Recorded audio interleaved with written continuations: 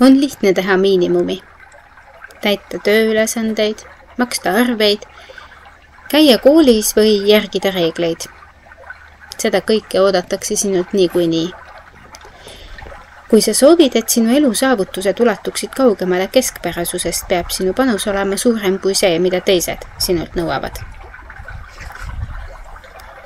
Võta korraks aega ja küsi endalt, mis on need asjad, mida sa teed täiesti vabatahtlikult, ilma välise sunnita. Kas õpid midagi uut? Kas pühendad aega oma unistustele? Kas arendad oskusi, mis ei ole otseselt vajalikud, aga võivad sind viia kaugemale, kui enamik inimesi kunagi jõuab? Kõik suuremad saavutused sünnivad just sellest lisapingutusest. Võtame näiteks sportlased. Enamik inimesi teeb trenni tervise hoidmiseks, kuid tippsportlased teevad lisatööd ka siis, kui teised juba puhkavad. Kunstnikud ja muusikud harjutavad ka siis, kui keegi ei vaata. Ettevõtjad õpivad ja katsetavad ka pärast tööpäeva lõppu. Vahel tundub, et elus edukad inimesed on lihtsalt õnnega koos. Tegelikult on nad teinud midagi, mida teised pole viitsinud või julgenud teha.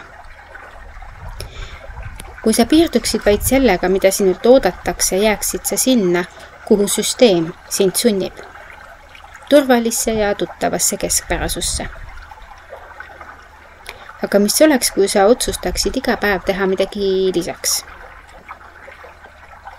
Lugeda 10 lehekülge arendavat raamatut, õppida uus oskus, võtta ühendust kellegagi, kes võib sind edasi aidata.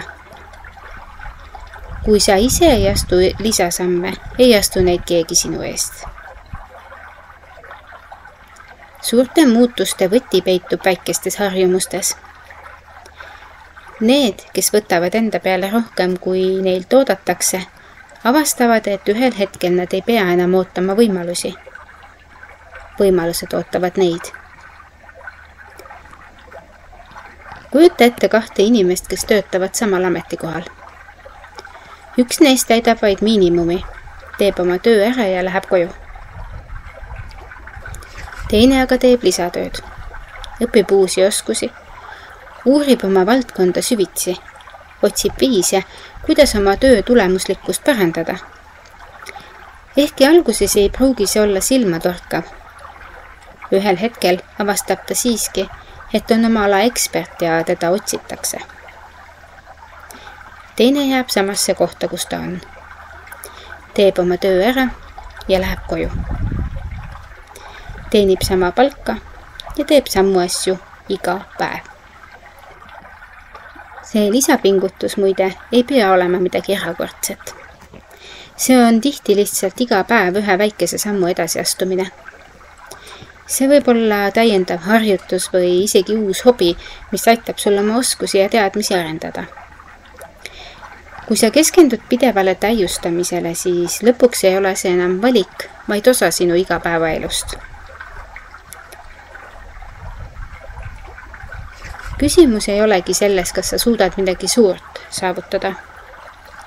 Küsimus on selles, kas sa oled valmis tegema rohkem, kui sinult niikuinii oodatakse. Sest just see määrab ära, kuhu sa tegelikult jõuad. Kui sa oled valmis panustama rohkem kui keegi teine, siis jõuad sa sinna, kuhu enamik inimesi ei jõua. Need, kes teevad ainult miinimumi, jäävad rahulolevaks ja unistavad suurest edust. Need, kes teevad lisatööd, loovad ise oma edu. Neil ei ole vaja unistada. Ära karda tõusta iga päev üles ja astuda samm, mida teised ette ei võta. See, mis sinult oodatakse, ei määra veel sinu saatus. Sinu saavutused määrab see, mida sa lisaks teed. Aitäh ja peatse kuulmiseni!